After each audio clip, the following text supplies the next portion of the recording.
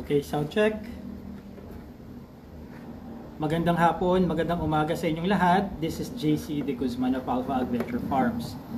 Okay, sound check. Magandang hapon, Ang pag-uusapan natin, what I'd like to talk about sa FB Live natin ito is yung tungkol doon sa pagiging isa sa mga poultry sub-farms ni Alpha Adventure Farms. So, doon sa mga nakapanood na doon sa video na pinapublish doon sa YouTube channel ni Alpha Adventure Farms, this is now your opportunity to ask questions kung meron man after watching that video.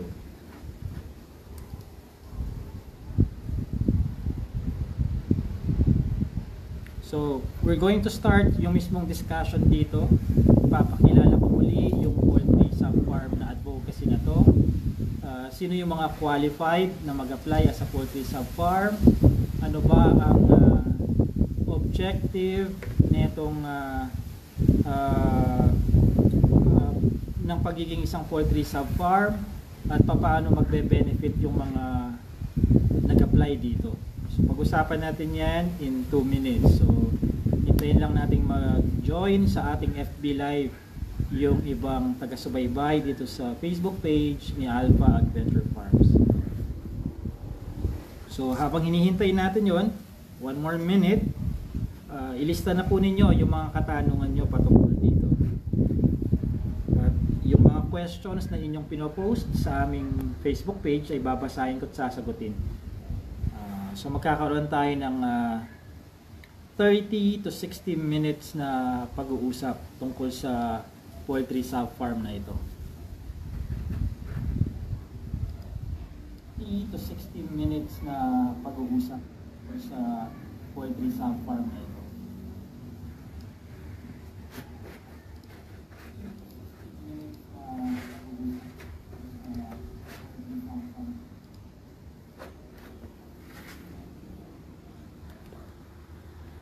Okay, sa mga kasalukuyang nanonood sa ating FB Live, paki-comment po sa ating comment section kung ako'y naririnig ninyong maayos. On my end, I can hear myself dito sa delayed na FB Live. So, minomonitor ko rin po dito.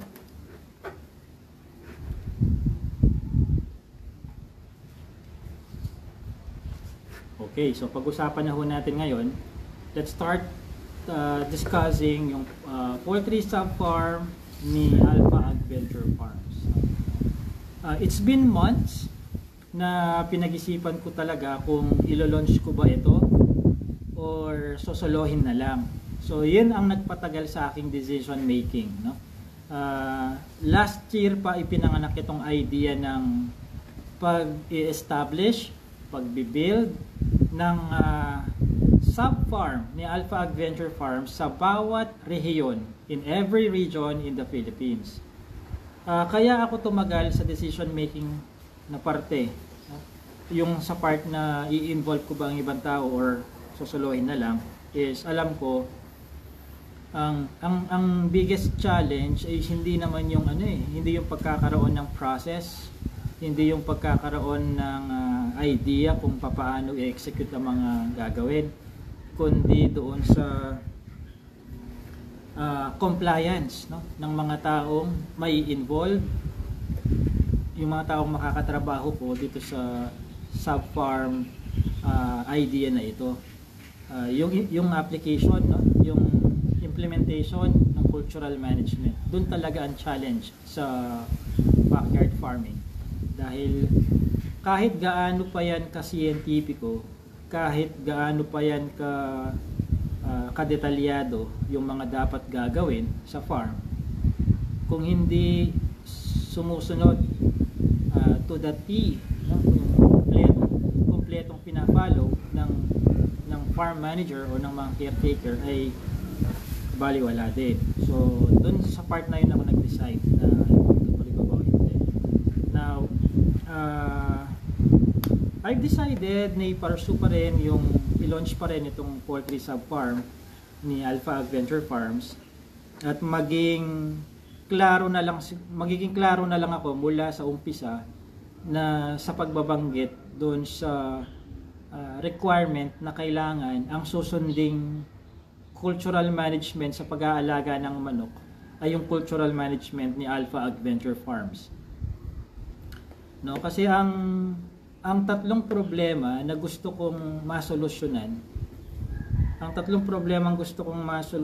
is number one, papaano ko mababawasan yung stress levels ng mga manok kapag pipikapin or ibibiyahin na ng mga customer, no? From here in Luzon sa mother farm Interlac City. Biggest concern ko yon kapag ang buyer ko ay taga Visayas at Mindanao. Kung sa Luzon lang, kung dulo-dulo sa Luzon, from northern to southern Luzon, it's not much of a concern. Kasi within 24 hours makakarating ang mga manok. Kung sa Visayas at Mindanao naman ibibiyahe yan, ang problema kasi dyan, matrabaho yung pagkuha ng veterinary health certificate at saka travel permit sa mga poultry. Dito sa Tarlac, lalabas ka pa nga ng Tarlac province para makumpleto mo yung mga documents na yan. Pupunta ka pa ng Pampanga, dun mo kukunin yung travel permit. Dito sa Tarlac, doon mo aregluhin yung veterinary health certificate. Kukuhanin ng dugo, dadalhin yung specimen sa laboratorio sa Tarlac. Within Tarlac, gagalaw-galaw ka rin sa loob ng Tarlac. Matrabaho siya. At hindi lang yung trabaho ang concern ko, kundi pati na rin yung number of days na itatagal ng manok sa biyahe kung magta-travel yan by land and by sea.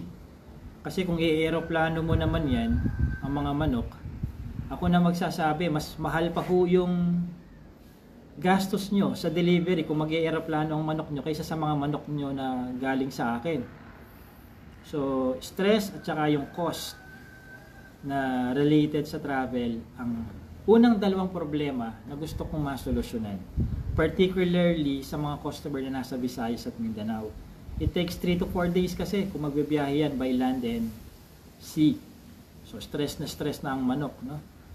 Kung yung manok na 5-month-old pasulong nai-stress na sa ganyan, papaano mo pa ibibiyahe yung day old, yung month old? Kung ipapa-solo trip mo naman yan sa animal transporter, syempre sisingilin ka ng transporter doon sa kabuuang biyahe niya. Magso-solo trip, exclusive kasi yon. So, nangihinayang naman ako doon, no? Imbes na gagastos ka ng ganung kalaki sa transportation, might as well idagdag na lang natin yon bilang capital expenditure or pondo para sa gastusin sa pag-aalaga mo ng manok. Particularly doon sa gastusin sa feeds. Yan ang pinakamalaki kasi, nasa mga 60 to 70% ng gastos yan, yung feeds natin. And ikatlong problema na gusto kong masolusyonan is kung paano ako makakapag-contribute sa industriya ng agrikultura in terms of upgrading or what's the better term for that?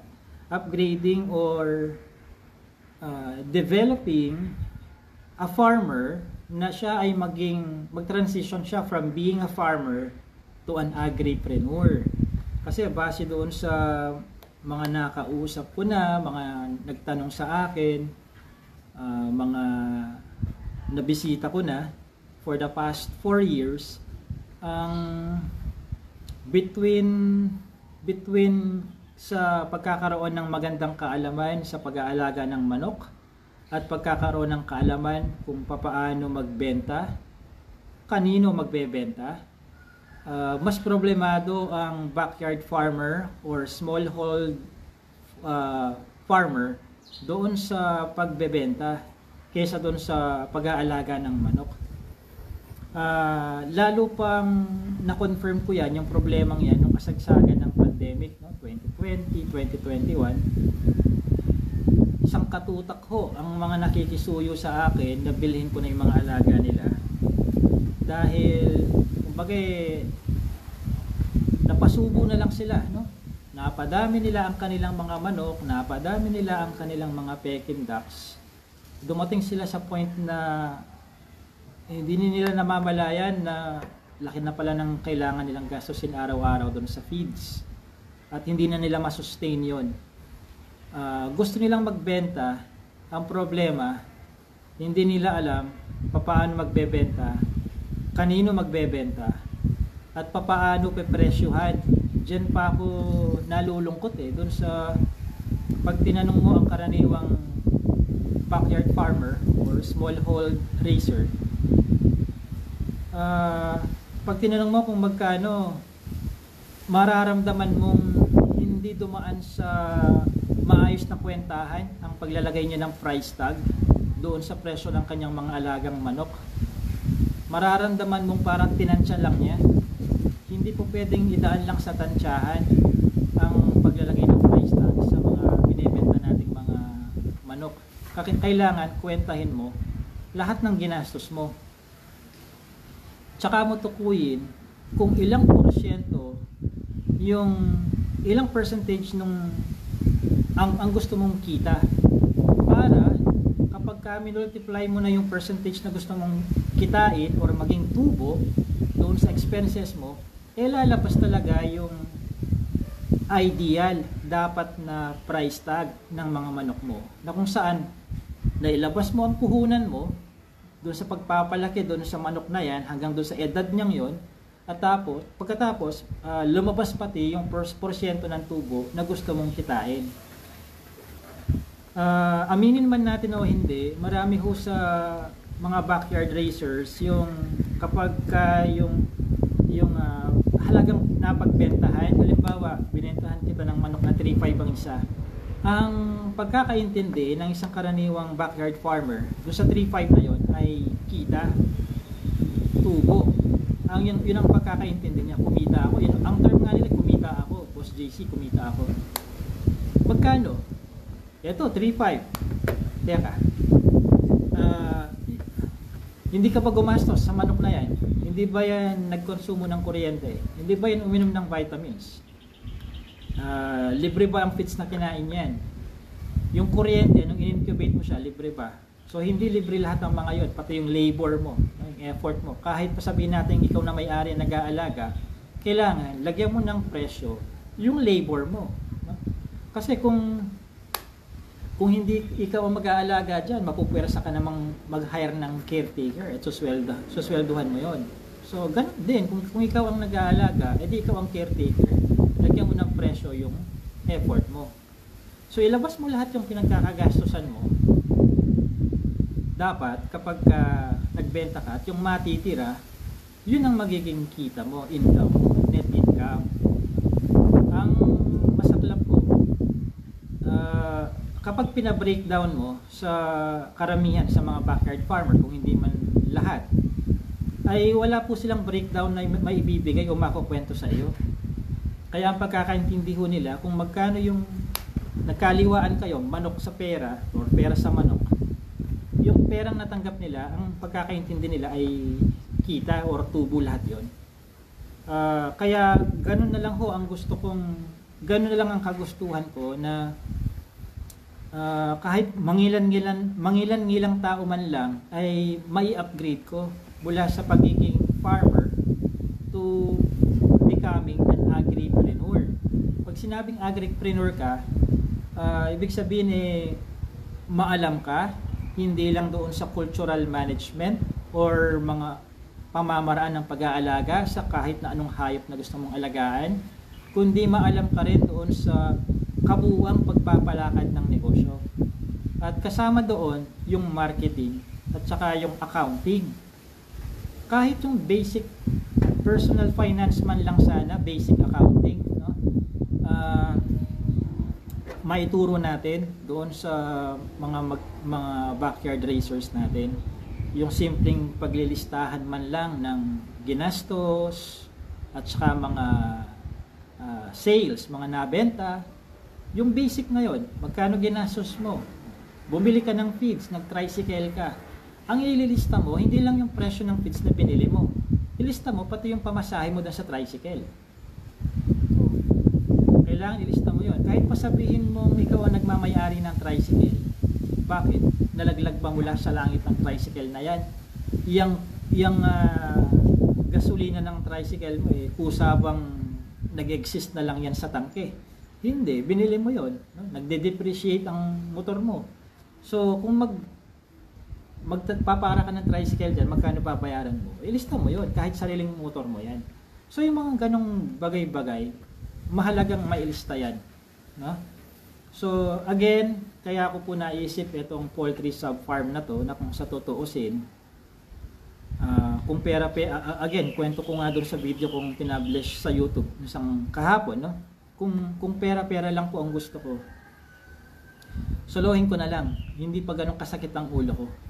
At least hindi ko na kailangang ipaliwanag sa ibang tao kagaya ng ginagawa ko ngayon, no? So, sarili ko na lang ang kausap ko. Pero hindi ho kasi pera-pera lang itong pagkaka-launch ng poultry sub-farm ni Alpha Adventure Farms. Isa itong advocacy, no? Yes, hindi pwedeng mawala yung gustong kumita. Kasi paano mo masustain ang advocacy ito kung paluwal ako ng paluwal? Diba? Hindi naman nalalaglag ang pera sa kahit saan, diba? So kailangan income generating pa rin itong advocacy na to. Sablay yung puro advocacy, hindi ka naman income generating. Abunado ka, no? Kahit naman siguro seemingly unlimited ang pondo mo ngayon, matutuyuan ka rin, no? So yun ang tatlong problemang gusto kong resolbahin at based on my studies, no? Kasi pinag-aralan ko rin naman ito, gumawa ako ng feasibility study dito. Hindi lang naman ako gumising isang araw at napagdesisyonan na okay, game, launch ko to. Hindi ho ganun, pinag-aralan ko ho ito. Tatlong problema ang malulutas ng poultry sub-farm na to. Number 1, patungkol sa welfare ng mga manok, hindi sila ganun ka-stress dahil kung halimbawa ang customer ko ay nasa Region 9, titingnan ko lang sa listahan ko ng mga poultry sub-farm sa Region 9 kung kanino pinakamalapit yung customer kong taga Region 9. Kung pinakamalapit siya sa poultry sub-farm number 2 sa Region 9, kokontakin ko si poultry sub-farm number 2. Sabihin ko, Juan de la Cruz, meron akong customer sa ganitong barangay, nandiyan lang siya, malapit lang siya sa iyo. Meron ka bang ganitong edad na mga manok? Rhode Island Red daw ang gusto niya. 3 sets. 24 babae, 6 na lalaki. Meron ka ba? Meron ako.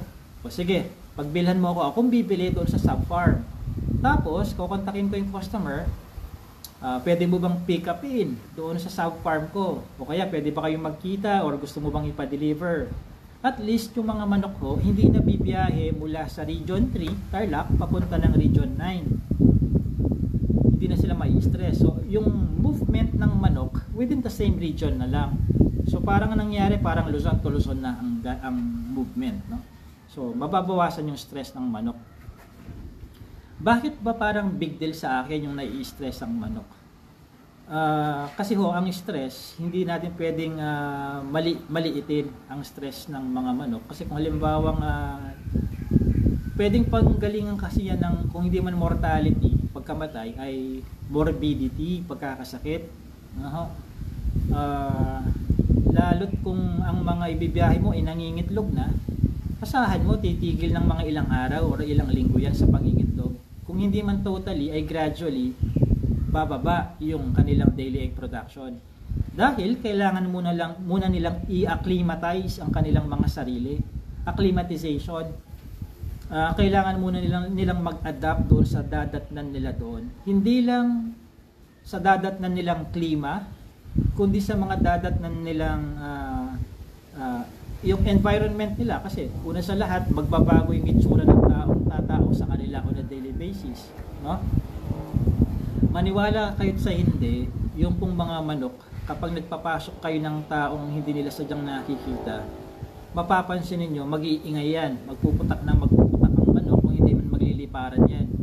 Lalo na kung yung taong hindi nila sadyang kakilala ay biglang nag-invade ng space nila, biglang pumasok na ganyan, magliliparan yan. Ano ho? Trivia nga lang pala, ang manok may capacity yan na mag-memorize ng hanggang 100 mukha ng tao. No? So kaya may segue ko lang ha, dito sa Alpha Adventure Farms, kapag may bagong caretaker, hindi ko siya pinapapasok ng mag-isa lang doon sa mga manok. Pinapa-assist ko muna siya doon sa datihan. Kumbaga ini-introduce niya para yung mga manok ay hindi sila nagliliparan,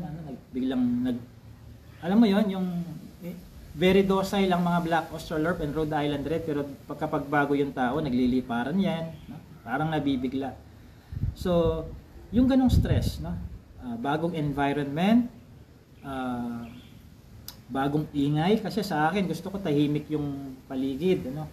Paano kung sa dinatnan niya medyo may kaingayan, tapos medyo significant ang kaibahan ng weather doon kaysa dito sa pinanggalingan sa Tarlac City.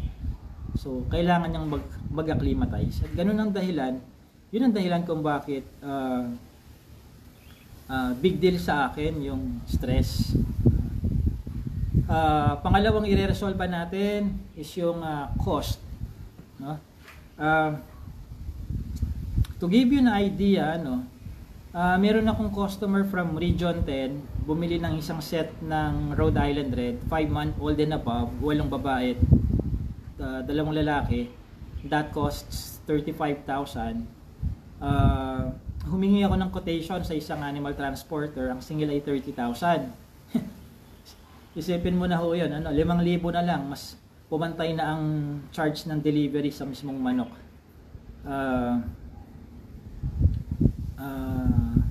Ako pa nga ho ang nanghihinayang minsan, no? Ako pa yung parang nag-iengganyo sa customer na, sir, wag mo lang ituloy. Parang ako yung nanghihinayang doon sa 30,000 kahit di naman manggagaling sa akin.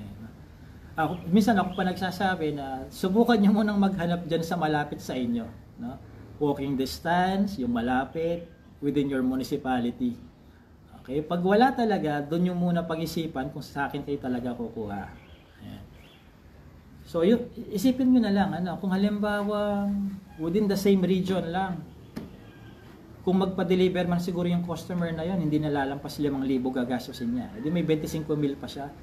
Yung 25,000 na yun, baka 2 taong pagkain na yon ng 10 manok.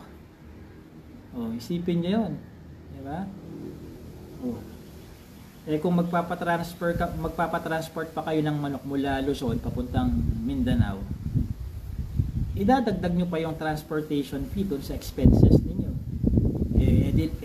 Numipis na naman, numipis ang kita. Diba? Kasi dagdag siya sa expenses.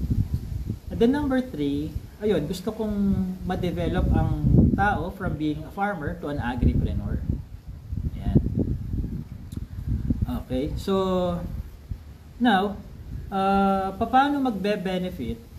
So, paano magbe-benefit ang isang mag-a-apply as a poultry sub-farm? Instead, okay, una sa lahat, you're not going to grope in the dark. Ibig kong sabihin sa Tagalog, hindi ka magsisimula sa blanco in terms of mga proseso kung paano mag-alaga, dahil maliban dun sa akin na manggagaling ang mga livestock, ang mga manok, pati yung transfer of process nandun na existing na. Hindi mo na kailangan pag-aralan paano ba yung pagpili ng itlog, anong gagawin sa incubator, anong klase mga pagkain, existing na. Ilang taon ko na kung ginagawa. So it's just a matter of transfer na lang, transfer of knowledge na lang. So kaya sa 3 packages na meron dyan sa website, no? Lahat ng 3 packages na yon ay meron silang access dun sa 4 na oras na video ko patungkol sa cultural management. 4 na oras yun, non-stop ako nagdi-discuss po doon, walang break, no? Lahat ng ginagawa ko, no? Lahat ng ginagawa ko sa pag-aalaga ng Rhode Island Red and Black Australorp, diniscuss ko doon. So hindi kayo magkakaroon ng problema doon sa dumating na ang mga manok. Paano kaya ito? Gaano kaya kataas ang pugad? Oh, gaano kaya kalawang ang kulungan? Gaano kaya karaming feeds? Hindi na problema ang mga yon. Another benefit, magpo-focus na lang kayo. Siguro sabihin na lang natin mga 70% ng oras ninyo ay ilalaan na lang po ninyo sa paniniguro na properly executed yung cultural management.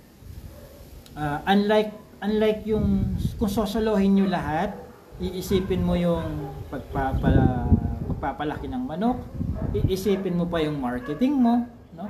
So medyo hati ka doon, no? Hati ka doon kasi makailang beses nyo nang narinig sa akin na sa agribusiness hindi po pwedeng magaling ka lang sa cultural management, kailangan magaling ka rin sa marketing, no? Parehong mahalaga yon. One is not more important than the other.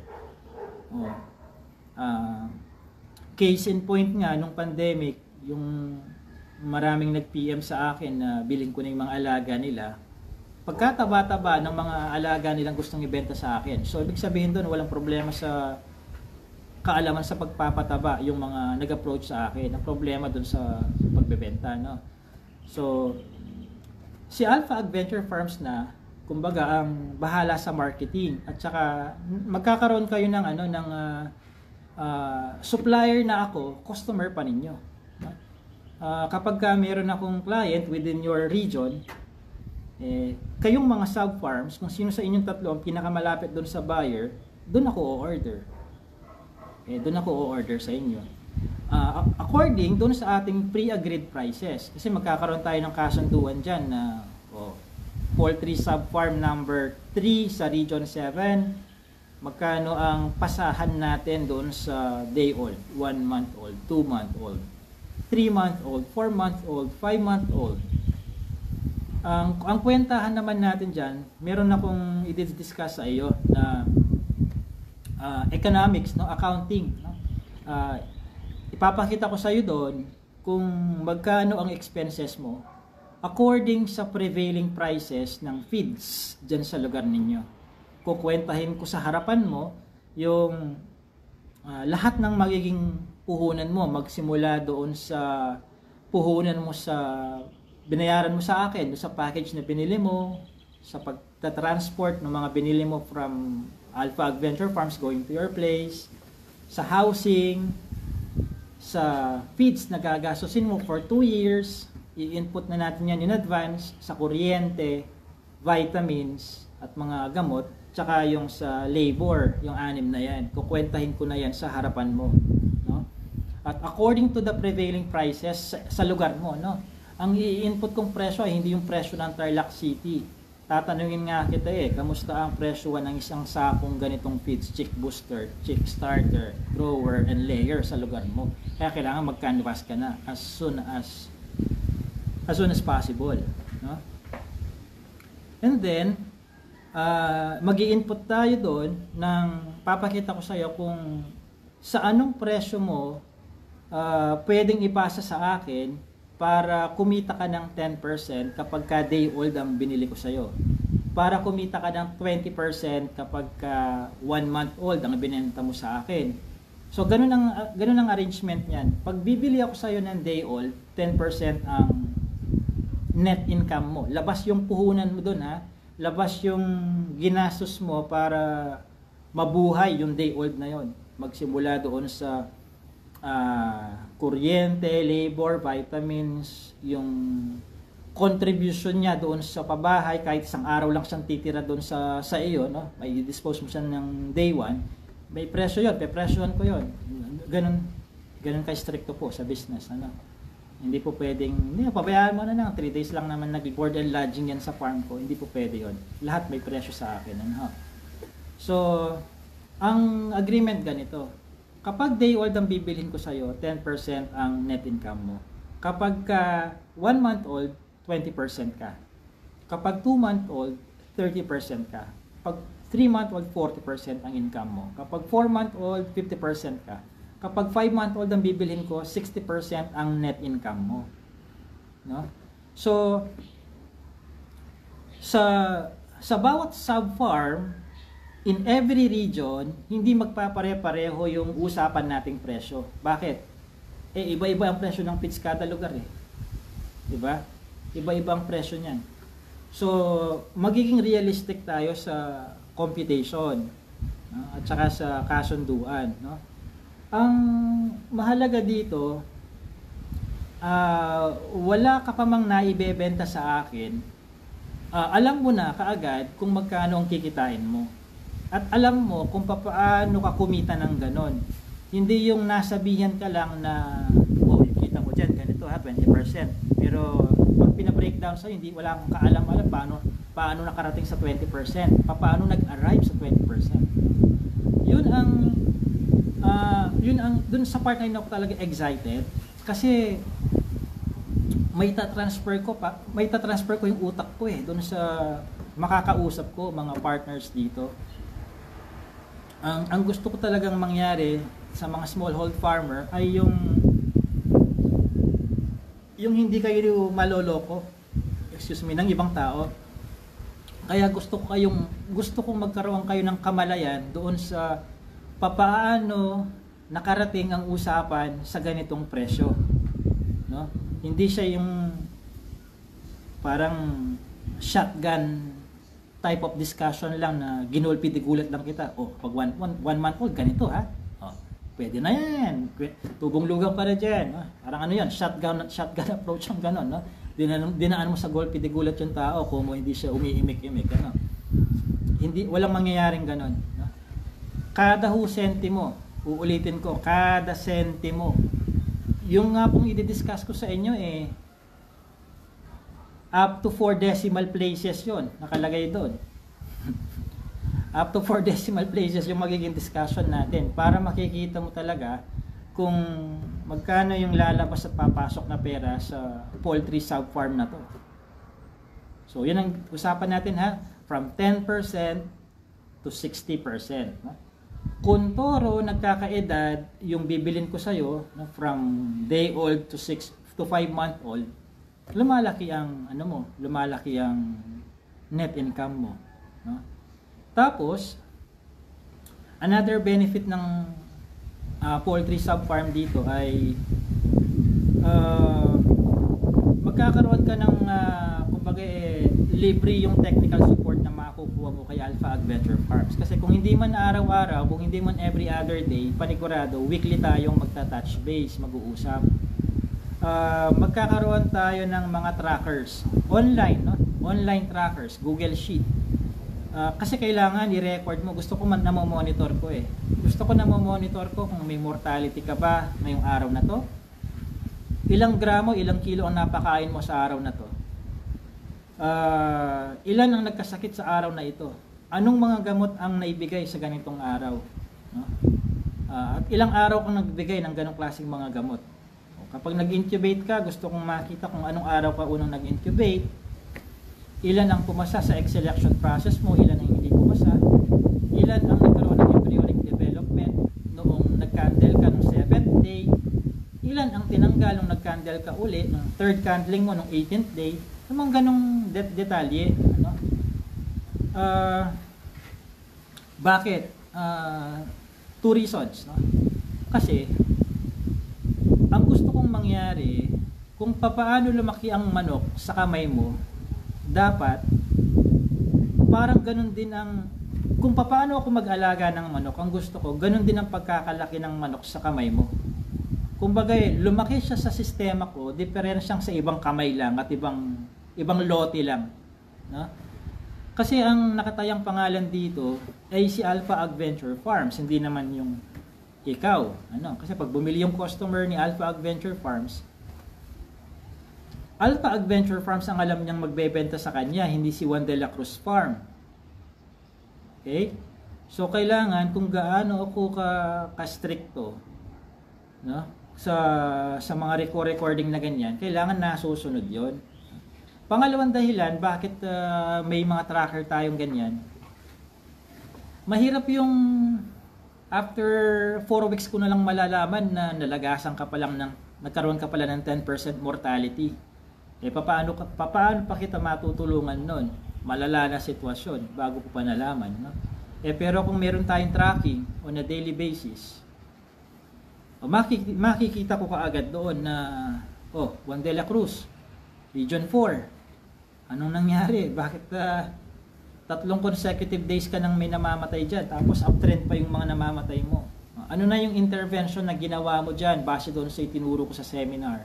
Ano na yung ginawa mo? Kamusta ang progress? Based on your findings, ano sa tingin mo ang naging dahilan niyan? Nagkaroon ba ng lapses sa biosecurity mo? Nagpapasok ka ba ng mga outsiders? Ano sa tingin mo? So magkakaroon tayo ng usapan na ganun, no?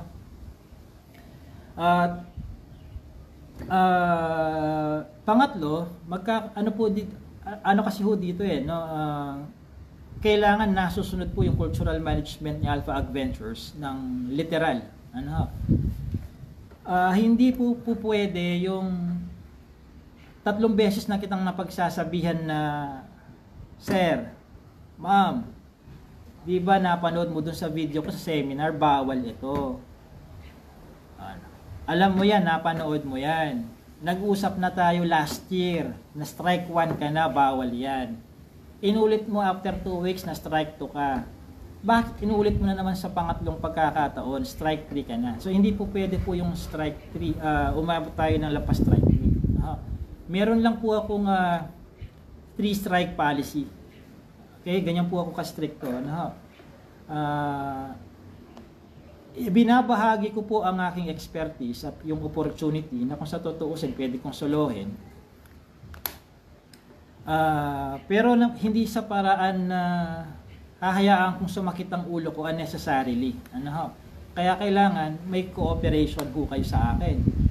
Pag sinabi kong ito ang pwede, ito ang bawal, yung pwede lang ang pwede, yung bawal, huwag niyong gawan ng paraan na maging hindi bawal. Okay? Otherwise ho, mabubuhay ang mga patay na bulkan sa Africa. If you get what I mean. Okay? Diyan, isa pa man din po yan sa mga pet peeves ko. Diyan ako irritable. Yun dun sa pag sinabi kong ito lang. Hindi nababali ang utos ng hari. Ganyan po ako. Ganyan po ang prinsipyo ko sa business. No? So, malinaw ho sana tayo doon. So, yun ang 3 benefits. Makakapag-focus ang poultry sub-farm sa pag-aalaga, cultural management. Yes, magkakaroon siya ng sariling diskarte sa marketing, pero hindi niya sosolohin lang ang problema ng marketing. Dahil meron ka ng supplier kay Alpha Ag Venture Farms at si Alpha Ag Venture Farms pa ang yung customer din. No? Ayun. Pangalawa is may papasa yung expertise sa iyo. And then pangatlo is yung business acumen. Makikita mo para ka na ring nag-OJT sa akin sa poultry sub-farm na ito. Kasi everyday na monitor ko yan. So expect ninyo, diba, may tracking nga ho tayo, online trackers. So kapag may nakikita kong kailangang i-call out, asahan po ninyo kahit alas 8 ng gabi, tatawag po ako sa iyo. No? Hindi ko ipagpapabukas yan. Kung sinusubaybayan nyo po ang Facebook page ni Alpha Ag Venture Farms, na alam nyo naman yan. No? Ilang beses na ako nag-post na alas 2 ng madaling araw, nagbabakuna pa ako. Alas 12 ng hating gabi, nag-i-inject ako ng kambing. Kung ano nakaschedule, nakaschedule. No? Kung hindi life and death ang dahilan, no, hindi pwedeng i-delay. What is scheduled is scheduled. So ayun, ngayon sino po ang pwede dito? Ang pwede po dito na mag-apply ay una ho sa lahat, gusto ko nakikita nyo po ang sarili ko, gusto ko nakikita nyo ang sarili ninyo sa akin. Kumbaga yung parang magka-mindset tayo, no? Magka-mindset tayo sa pagiging meticuloso, yung pagiging stricto in getting things done, sa pagiging organized,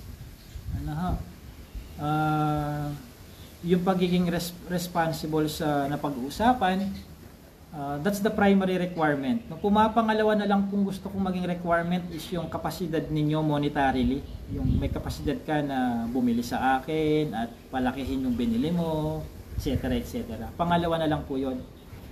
No, kasi kahit sinong may pera pwede namang bumili sa akin ng package, pero kung hindi man nangangalahati, kung hindi man lang umaabot sa 50% ng pagiging meticuloso ko, yung pagiging hands-on nung bumili sa akin ng package, hindi maglalast long po yun. Baka it's just a matter of this, may strike 3 sa akin yung taong yun sa hindi niya pagsunod sa processes. So kailangan, number 1, nakikita mo yung sarili mo sa mindset ko, sa prinsipyo ko, sa pagpapalakad ng negosyo. Kilatas nyo na yan, no? Mararamdaman nyo naman po yan. I think kung ilang buwan nyo na akong sinusubaybayan sa YouTube, sa Facebook page, with the way I speak, sa paraan ko ng paggamit ng mga words kapag post lang, text-based post ang pinopost ko, ramdam nyo na kung anong personality ko eh. Ramdam nyo yan. So, una sa lahat, kailangan we see each other eye to eye pagdating sa ganyan. Pangalawa, kaya mong sustentuhan yung mga pangangailangan ng manok. Hindi sapat yung ang perang meron ka lang ay yung pambili ng package sa akin, ng incubator, pagta-transfer ng manok from Luzon to your region. Pero hanggang dun lang, hindi mo na kayang pakainin for the next 2 years. Sayang naman. Sayang yung oras. Number 1, yung oras mo. Ang gusto ko may continuity tayo para ma-realize ko yung dream ko para sa iyo. Hindi na siya, it's not so much of a dream for myself anymore kasi yung ita-transfer ko sa iyo nakuha ko na nasa akin na yung ita-transfer ko sa yung kaalaman nasa akin na. Yung gusto kong kumita ka matagal naman na akong kumikita na sa Alpha Adventure Farms. So yung pangarap ko is more on pangarap ko na siya para sa iyo na. Not so much on pangarap ko sa sarili ko na hindi na siya masyadong ganon. So kaya gusto ko may continuity tayo. And then kailangan hands-on. Kung halimbawa ganito, kasi hindi malayong mangyari to na business lang talaga ang pakay mo, pero hindi ikaw magiging hands-on, kapag financial ka lang, maaaring may iba kang pinagkakaabalahan na mas malaki kita mo doon. Okay lang naman ang ganon. Pero ang gusto kong maging kadil ko, kausap ko, ay yung magiging hands-on. So mag-hire ka ng farm manager or magtalaga ka ng farm manager na siyang magiging kausap ko. Kasi kung ikaw na financer lang ang kakausapin ko ng ilang linggo, ilang araw, ilang linggo, ilang buwan, tapos hindi naman pala ikaw yung magiging hands-on doon, anong mangyayari doon? Lahat ng mga ipinasa kong kaalaman sa'yo, uulitin ko na naman yun doon sa farm manager mo. So sa umpisa pa lang, ang ipakiusap mo na sa akin ay yung farm manager mo para hindi sayang ang oras, no? Kasi hindi ko naman pwedeng sabihin na ganun ba, hindi pala ikaw mag-hands-on. Paano yan? 4 na buwan na tayong nag-uusap. Hindi ko naman pwedeng sabihin na pwede mo pang ituro sa kanya yung 4 na buwan na pag-uusap natin. Ayaw kong mangyari yun. Bakit? Sigurado po ako hindi 100% ng itinuro ko ganun na ganun ang may tuturo mo sa kanya. No? Second hand information na So, mulat-mula pa lang, ang gusto kong kausap ay yung magiging hands-on.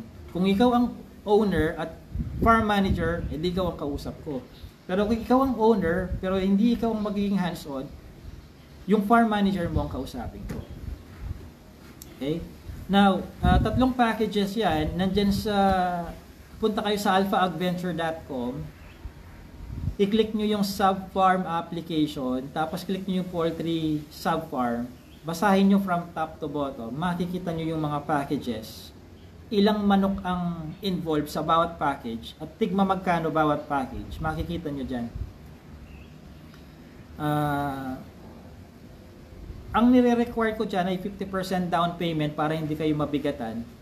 And at the same time, Yung availability hindi ora-orada ha. Hindi ko mo kaya nyo siyang i-cash ora mismo. Gusto nyo bukas na yung dating ng manok.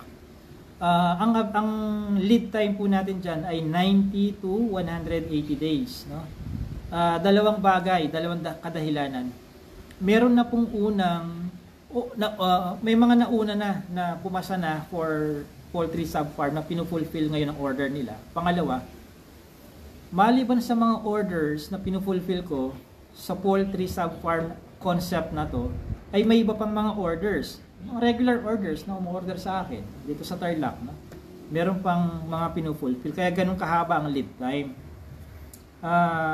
Pangalawa, naging blessing in disguise na rin yung lead time na ganyang kahaba para meron kang mahaba-habang panahon para mag-sink in sa'yo yung lahat ng mapag-uusapan natin pagka-place mo ng order mo na 50% down payment. No? Yung training, ihahanda mo yung kulungan mo, yung mindset mo, may i-set up mo yung kung anong kailangan mo i-set up na social media page ng farm mo. Kumbaga na-marinate na kita bago pa dumating ang mga manok na in-order. No? Mas maganda ho yun. Kaysa doon sa dumating ang in-order mo, tapos 3 days ago pa lang, nung binasa mo or pinanood mo yung aking seminar, fresh na fresh. No? Hindi nyo na itatanong, nagsimula ako 2019, halos isang buong taon ako nag-aral sa animal science ng 21 species na meron si Alpha Adventure Farms. No? Pati yung economics niya, pati yung mga pinagkakagastusan, pati yung marketing side ng agribusiness. No? Inaral ko siya for almost 1 year ng 2019. So si Alpha Adventure Farms, pinanganak siya hindi dahil sa nabagot lang ako dahil sa pandemic, hindi po. Hindi ko pa alam na magkakaroon ng pandemic. Planado na si Alpha Adventure Farms. Buti nga sa inyo 3 to 6 months lang ang lead time. Ako nga halos isang taon ng lead time ko sa sarili ko noon.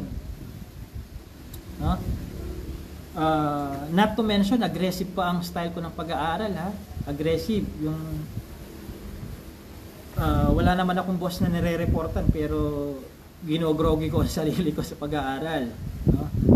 So ayoko namang ipilit sa inyo yung ganong style din ng pag-aaral kasi iba-iba naman ho tayo. No? Kaya gusto kong dahan-dahanin lang kayo para hindi kayo nabibigla. No? 3 months or 6 months. No? At least pagdating sa inyo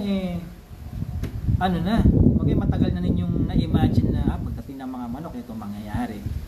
Yung inaral ko, ganito ko siya i-apply. No? Kumbaga, hindi pa man dumarating ang mga manok sa inyo, nakakapag-marketing na kayo, nakakapag-collect orders na kayo. No? Speaking of collect orders, magandang dapat gawin nyo yun sa marketing. No? Pagka-down nyo sa akin, kay Alpha Adventure Farms, i-build na ninyo yung mga social media pages ninyo. Magsipag-announce na kayo na sa ganitong buwan, darating ang mga manok ninyo, yung mga gustong magpa-reserve ng fertilized eggs, day old, mag-advance na sila sa inyo, advance reservation, tingin na rin kayo ng down payment. Pwede mas ayos yun, di ba? So ayos, yung lead time na yan, kumbaga it's a strategic move na beneficial siya para sa inyo, no? Okay? So sino yung mga ideal customers dito? Dun sa mga mga retirees, no? Retirees na nag-iinip sa bahay, no? Na gusto na mayat-maya may ginagawa pa rin, o kaya yung mga OFWs, no? OFWs na naghahanap ng isang business model or business idea na hindi magta-trial and error, no? Na mayroong record na pwede talagang kumita at alam yung mga numero kung paano yung kitaan, no? So pwede ito sa mga OFWs, no? Kanino pa? Doon sa mga pamilya na landed, malupa, pero malupa, may nakatabing pera, pero hindi alam anong gagawin dun sa lupa at nakatabing pera, no? Hindi alam kung paano maging kasangkapan yung lupa ngayon at yung extra na nilang pera para kumita palalo yung pera. So pwede nyong subukan ito, no? Wala pong trial and error na mangyayari dito. Kasi una sa lahat ho, ilang taon ko nang ginagawa ito, no? Hindi kayo magiging guinea pig ko, no? Walang mangyayaring ganon, no? Ipapasa na lang kung ano ang gumana, kumita at umubra kay Alpha Ag Venture Farms. Ipapasa na lang sa inyo, no? At diferensyang i-continue nyo na lang yun. So, yun po. Ngayon, sasagutin ko yung ilang mga katanungan. Ang oras na ba? Mag-iisang oras na pala, no? So, galing kay Ninoy Guzman. Sir, maganda ba ang magsimula sa small business sa manok na paitlugin? Kailangan alam po ninyo kung ilang heads dapat ang nangingitlog ninyo para mailabas ninyo yung puhunan. Naha. Kasi kapag bumili ka halimbawa ng 100 layers, pare-parehong edad, 5 buwan, no?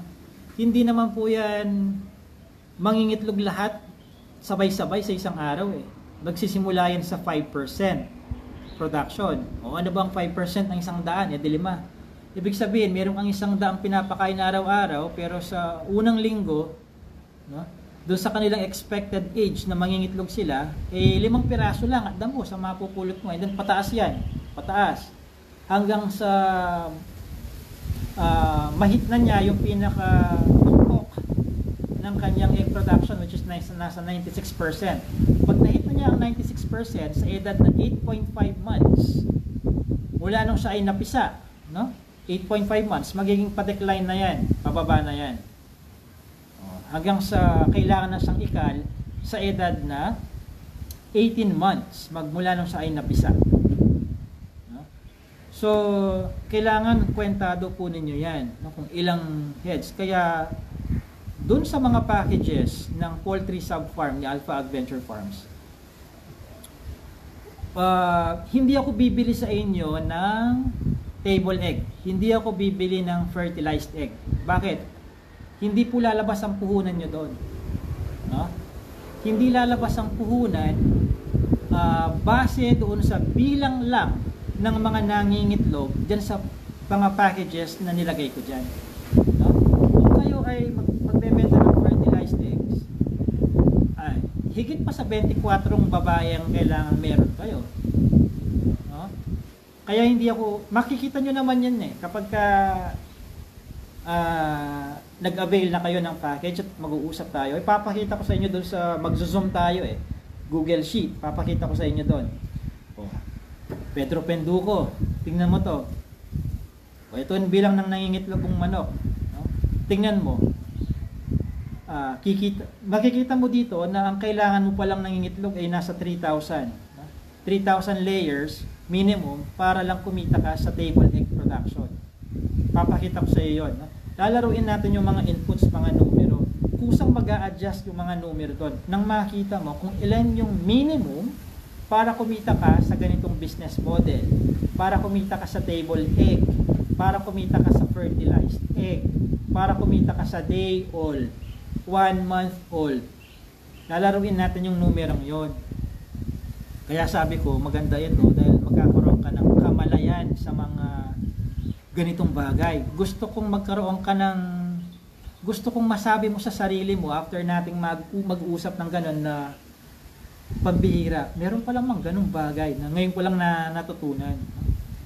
Ang ganda nung calculator na pinisinta sa akin ni Alpha Ag Venture Farms. Nakikita pala niya doon ilang head count ang kailangan para tumabla at para kumita sa bawat business model na involve ang manok. Gusto ko magkaroon ka ng ganong self-talk after na pag-usap natin. So, Ninoy, depende kung anong business model ang susuungin mo doon sa paitloging manok. Ano? Kung ikaw ba ay magte-table egg, kung ikaw ba ay magpe-fertilized egg, no? Sa akin kasi, sa Alpha Adventure Farms, para kumita ako sa table egg production, habang sinusunod ko, yung wala akong nilalaktawan sa aking cultural management, sa 3,000 nangingitlog, tabla pa lang ako. Halos tabla. Merong kaunting tubo, pero hindi significant. No? Kumbaga hindi ako magpapamisa doon sa tubong yon. Kumbaga hindi ako matutuwa pa. Halos tabla-tabla pa lang sa 3,000 layers. Following yung aking cultural management. Kasi kapag magbi-business ka, hindi mo pwedeng kuhanin yan sa 50% feeds tapos 50% manguha ka ng kangkong kung saan-saan, manguha ka lang ng madre de agua. Kailangan ibigay mo pa rin yung 100% feed concentrates requirement niya. Tapos yung mga pakangkong-kangkong, kalakalabasa, supplemental lang. Supplemental na lang yan, merienda, no? Sa business, no? Okay, next, Cleveland Backyards. Hi po from Poultry Subfarm Region 11. Ayan. Ayan, sana magano na, sana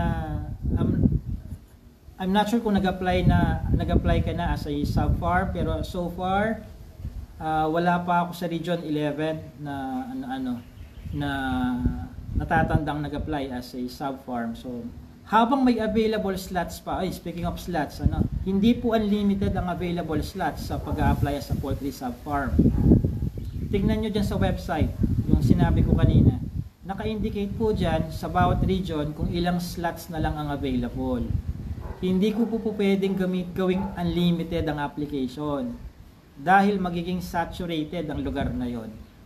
Maximum 3 lang. Merong ng mga regions na dadalawa lang ang subfarm na gusto ko dahil medyo may kaliitan yung region na yon. No? Ayoko naman namang mangyari na umabot na ng 50 ang subfarm ko sa isang region, tapos patapos na ang isang taon, hindi pa man ako nakakabili doon sa subfarm number 45. Nako po, kawawa naman yung tao ngayon. No? So kailangan ma-minimize yun. No? Di kung lumalaki ang demand sa isang specific region, doon na lang ako magde-decide na maybe it's about time na magkaroon na ng subfarm number 4, number 5 sa region na yan. So we will decide based on numbers, no? Not based on instinct, not based on what I think, feel, or believe. Numbers will do the talking. Mark Bepinosa, hello po from Laguna. Hello din sa iyo, Mark. Danilo Fidel, shout out po Sir JC, watching po. Shout out sa iyo, Danilo Fidel. Ayan, so tingnan ko dito, baka meron pang ibang mga questions.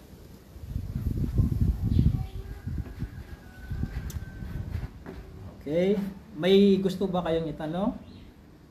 And i-comment ko yung rectang link ha, nasa comment section ilalagay ko yung link para makita ninyo yung mga packages.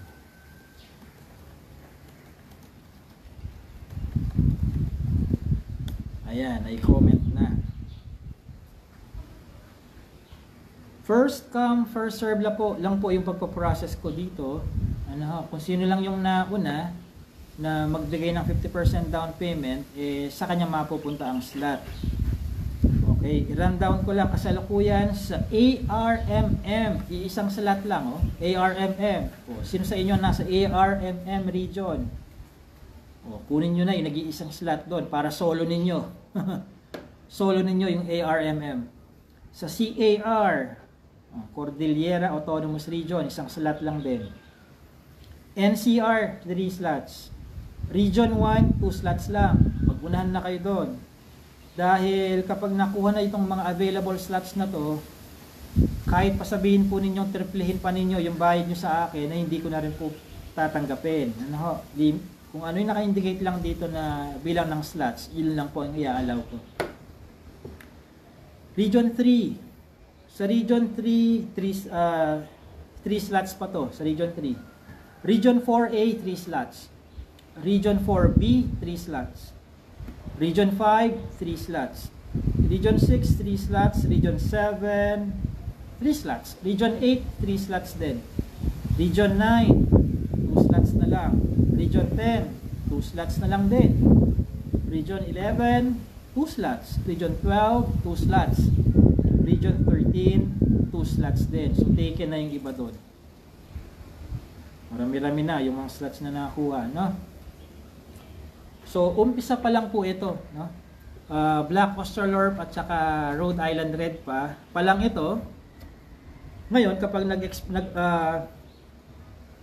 nag-expand ako sa ibang mga species, ang gagawin ko noon, priority yung mga existing sub-farms na kaya pa ng capacity nila in terms of financial resources, yung land, sila ang priority. Siyempre, bakit pa ako kukuha, mag-accommodate ng bagong applicants kung gamay ko na nakatrabaho yung mga dating sub-farm ko na sa bawat region. So, halimbawa, gusto kong mag-expand ng Decal Brown.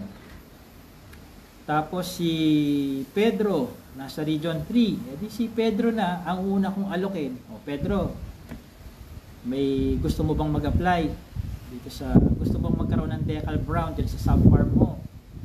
O, dati na tayong magkatrabaho sa sub-farm. So kung kaya pa ng capacity mo, lagyan natin ng Decal Brown yan.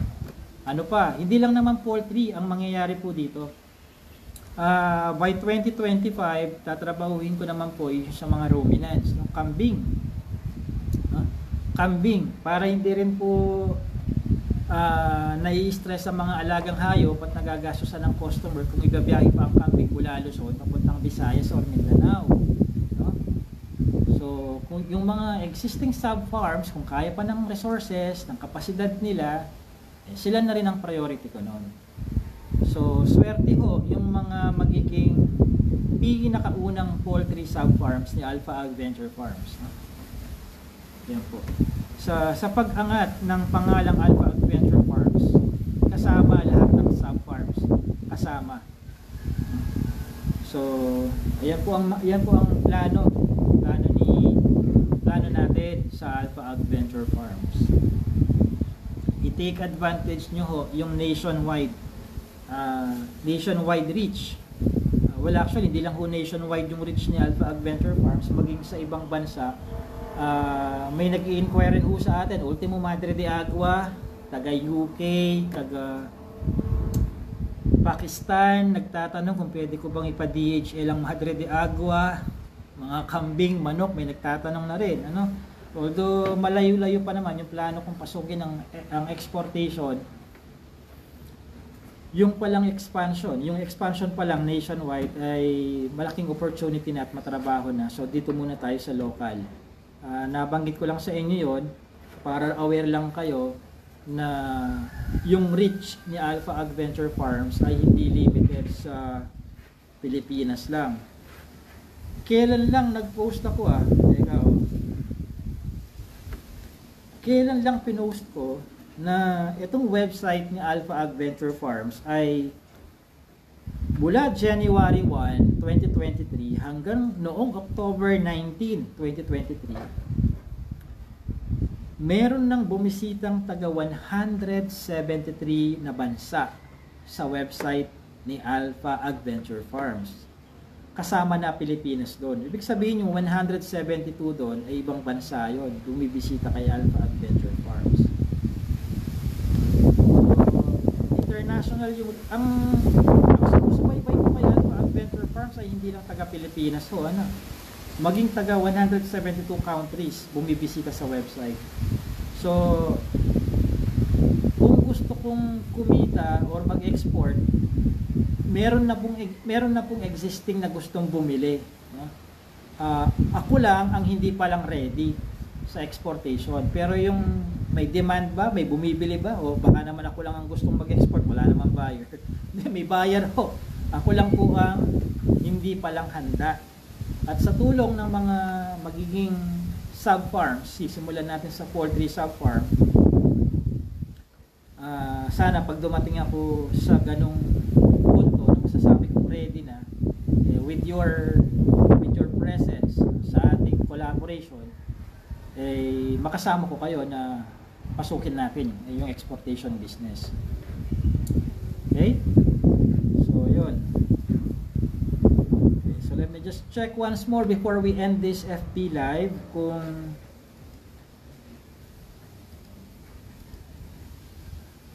okay.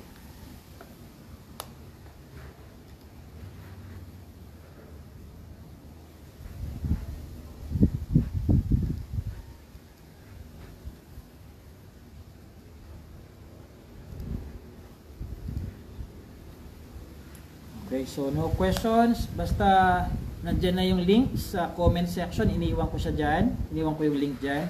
Kung gusto nyo kunin na yung isang slot dyan sa region ninyo, unahan nyo na po yung iba dahil limited lang ang mga slots ng isa, dalawa hanggang sa 3 lang.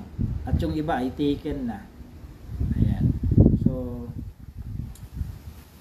let's start, and kung meron pa kayong mga questions na hindi ko nasagot sa live na to at saka doon sa nakasulat na sa website, pwede nyo akong tawagan o i-text sa 0917-162-9758. Usapan natin kaagad. Ayan. So maraming salamat. This has been JC De Guzman of Alpha Adventure Farms. Salamat sa inyong pakikinig. Pwede na kayong mag-lunch. Salamat.